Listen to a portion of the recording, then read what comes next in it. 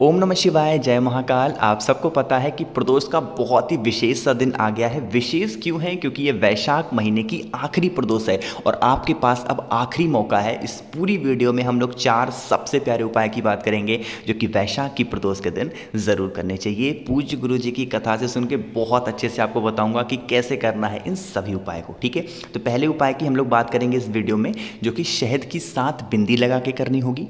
दूसरा उपाय आपको 7 कांटे वाला बहुत ही विस्तार से बताऊंगा, आपको कोई दिक्कत नहीं होगी करने में।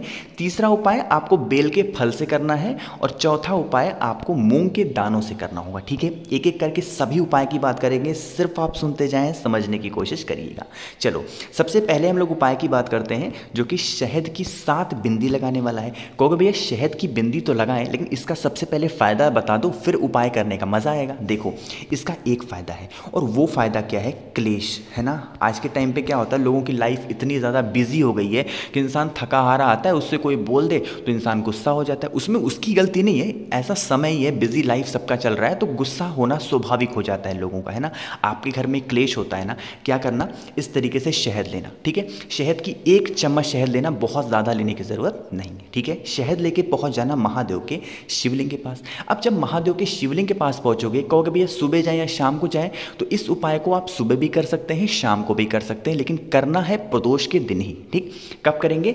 अब जाओगे महादेव के शिवलिंग के पास तो शहद की जो 1 चम्मच आप लेके गए हो उसकी 7 बिंदी माता अशोक सुंदरी के स्थान पे लगानी होगी। कितनी बिंदी? 7 बिंदी। जब 7 बिंदी आप लगा रहे हो तो श्री शिवाय नमस्तुभ्यम का स्मरण करते हुए 7 बिंदी लगाना। ठीक है, उसके बाद वहीं पर खड़े होकर के माता से प्रार्थना करना, माता हमारे घर का ये व्यक्ति है, बहुत लड़ाइयाँ करता है, बहुत क्लेश करता है, पूरा घर परेशान है उस इंसान से, आप उसके दिमाग को सही कर दें। ठीक है, इस तरीके से प्रार्थना करना। और ये जो शहद की 7 बिंदियाँ यहाँ पे आपने लगा रखी है, इस शहद की 7 बिंदियों को निकाल लेना वहाँ से और एक छोटी सी कटोरी अपने साथ लेके जाना, उसमें इकट्ठा कर लेना। ठीक है, इकट्ठा करने के बाद आप 1 लोटा शुद्ध जल उत्तर की तरफ देखते हुए, नॉर्थ डायरेक्शन की तरफ देखते हुए महादेव के शिवलिंग के ऊपर जल समर्पित करेंगे, श्री शिवाय नमस्तुभ्यम का स्मरण करते हुए। ठीक है, बात आई समझ में? अभी वीडियो खत्म नहीं हुई है। जो आपने कटोरी में शहद को इकट्ठा किया है, उस इकट्ठे किए हुए शहद को लेके आप अपने घर चले जाना। ठीक है, और घर जा करके जितने भी रूम्स हैं आपके घर में, जितने भी कमरे हैं, सिर्फ वॉशरूम को छोड़ करके सभी दरवाजों पर 1-1 बिंदी लगाते हुए चले जाएंगे, श्री शिवाय नमस्तुभ्यम का स्मरण करते हुए। जो भी व्यक्ति प्रदोष के दिन अपने घर पे ला करके शहद की इस तरीके से बिंदी लगा देता है, उसके घर में कभी भी क्लेश नहीं होता, कभी भी लड़ाई झगड़े का माहौल नहीं बनता। ठीक है, तो प्रदोष का सबसे प्यारा उपाय है लड़ाई झगड़े का, क्लेश का, तो आप अपने घर में ज़रूर करिएगा। ठीक है, चलो पहले उपाय की बात की है, आगे बढ़ते हैं हम लोग अपने दूसरे उपाय की तरफ जो कि 7 कांटों वाला है ना। सबसे पवित्र उपाय है, वैशाख महीने की जो प्रदोष पड़ती है उसी दिन इस उपाय को किया जाता है और किसी प्रदोष पर इस उपाय को नहीं करते। इसीलिए ये वीडियो मैं बार बार आपको याद दिलाता हूँ और बनाता भी हूँ। ठीक है, सुनिएगा, लेकिन ये बता दो कि इस उपाय को करने से आपके जीवन के जितने भी कांटे होंगे, चाहे वो किसी भी प्रकार से हों, चाहे आपकी मनोकामना पूरी नहीं हो रही है, बीमारी है, क्लेश है, लड़ाई झगड़ा, नौकरी, कुछ भी है ना, इस उपाय को ज़रूर करिएगा। ठीक, देखो स्क्रीन पर आपको दिख रहा होगा बेल का बहुत बड़ा पेड़ दिख रहा है ना। आपको पता होना चाहिए कि बेल में भी क्या होते हैं, कांटे होते हैं। जैसे यहाँ पे देखो छोटे छोटे कांटे दिख रहे हैं ना, इस तरीके से आपको क्या करना होगा, बेल पेड़ से कांटों को निकाल लेना होगा, तोड़ लेना होगा। इसीलिए वीडियो मैं 2 दिन पहले बना रहा हूँ ताकि वीडियो आप क्या करेंगे, कल किसी भी तरीके से बेल के कांटों को इकट्ठा कर लीजिएगा। कितने कांटे? 7 कांटे। किसी भी छोटे बच्चों को तोड़ने के लिए मत दीजिएगा। बेल के कांटे बहुत मजबूत होते हैं, बहुत शार्प होते हैं, नुकीले होते हैं, उनके हाथों में लग जाने से बहुत बड़ा घाव हो सकता है। इसलिए आपको मैं सचेत कर रहा हूँ कि किसी बड़े को भेजिएगा या फिर आप खुद जाइएगा, किसी भी चाहे चक्कू से निकाल लो या फिर हाथ से ही तोड़ लो, बस आपके हाथों में लगना नहीं चाहिए। ठीक है, बात आई समझ में? 7 कांटे लेना, साथ ही साथ ज़रूरत होगी इस तरीके से 1 धतूरे की। ठीक है, धतूरा आपके मार्केट में बहुत आसानी से 2-3 रुपए में मिल जाएगा। अब देखो जो बताने जा रहा हूँ उस चीज़ को सुनिएगा। फेस किधर रखोगे? उत्तर दिशा यानी कि नॉर्थ डायरेक्शन। महादेव के शिवलिंग के ऊपर के पास पहुंच करके सबसे पहले उस धतूरे को समर्पित करना होगा। कहाँ पे? महादेव के शिवलिंग के ठीक ऊपर। जब धतूरा चढ़ाया जाता है तो धतूरे का जो कांटे वाला भाग होता है ना, वो होता है आपकी तरफ, और जो डंडी का भाग होता है माता अशोक सुंदरी की तरफ। कोशिश करिएगा जो आपके पास 7 कांटे हैं बेल के, एक एक करके समर्पित करिएगा और कोशिश करिएगा कि वो कांटे धतूरे के ऊपर ही रुक जाएं। अगर धतूरे के ऊपर ऊपर नहीं रुकते हैं कांटे तो आप धतूरे के आसपास कहीं पर भी उन 7 कांटों को रखिएगा, एक एक करके श्री शिवाय नमस्तुभ्यम का स्मरण करते हुए। ठीक है, एक साथ मत समर्पित करना, एक एक करके समर्पित करना। जब समर्पित हो जाए, सारी पूजा खत्म हो जाए, महादेव की शिवलिंग के पास खड़े होना, हाथ जोड़ना, महादेव से नज़रों में नज़रें मिलाना और उनसे कहना, महादेव ये 7 कांटे मैंने आपको समर्पित किए हैं, जिस तरीके से ये कांटे हैं मेरे भी जीवन से आप इसी तरीके से कांटों को निकाल दें, इसीलिए कांटे मैं आपको समर्पित कर रही हूँ या कर रहा हूँ। आप मेरे जीवन के सारे कांटों को दूर करें, हमारे घर में हमेशा खुशियाँ रहें, सुख समृद्धि हमारे घर में बनी रहे। कुछ इस तरीके से प्रार्थना करेंगे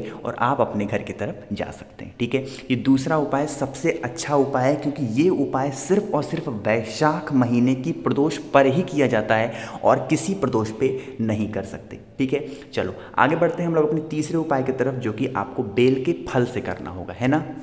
तो ये बेल के फल का जो उपाय है मैंने आपको 4 से 5 बार बता दिया है, एक बार और समझ लो कि कैसे करना है। लेकिन उससे पहले अब आप वीडियो को लाइक कर दीजिए, आवाज़ जो भी लोग पहली बार सुन रहे हैं चैनल को सब्सक्राइब करिएगा। ठीक है, देखो स्क्रीन पर आपको बेल के बहुत सारे फल दिख रहे हैं ना, मार्केट में भी आपको 20-25 रुपये में बेल का एक बड़ा सा फल मिल जाएगा। ठीक है, एक बड़ा सा फल खरीदना और वैशाख महीने में कोई सी पवित्र दिन पड़े, जैसे एकादशी पड़ जाए, चाहे तो प्रदोष पड़ जाए, मासिक शिवरात्रि पड़ जाए, या फिर कोई सा भी विशेष दिन पड़े, सोमवार पड़े, तो उस दिन क्या करेंगे, बेल के फल को ले जाकर के महादेव के शिवलिंग के ऊपर रखेंगे। ठीक है, महादेव से प्रार्थना करेंगे, महादेव हमारे घर में बहुत लोग बीमार रहते हैं, बहुत लोग को प्रॉब्लम है, हमेशा मेडिसिन खाते हैं, दवा खाते हैं, ये जो बेल का फल मैंने आपको समर्पित किया है, इस बेल के फल को आप औषधि बना दें, जिससे जो भी व्यक्ति इस बेल के फल को खाए उसकी सारी बीमारियां दूर हो जाएं। ठीक है, पहले आप भगवान से परमिशन लेंगे, उनसे पहले आप कहेंगे इस बात को कि मुझे ये बेल का फल यहाँ से उठाना है, आप इसको पहले औषधि बनाओ,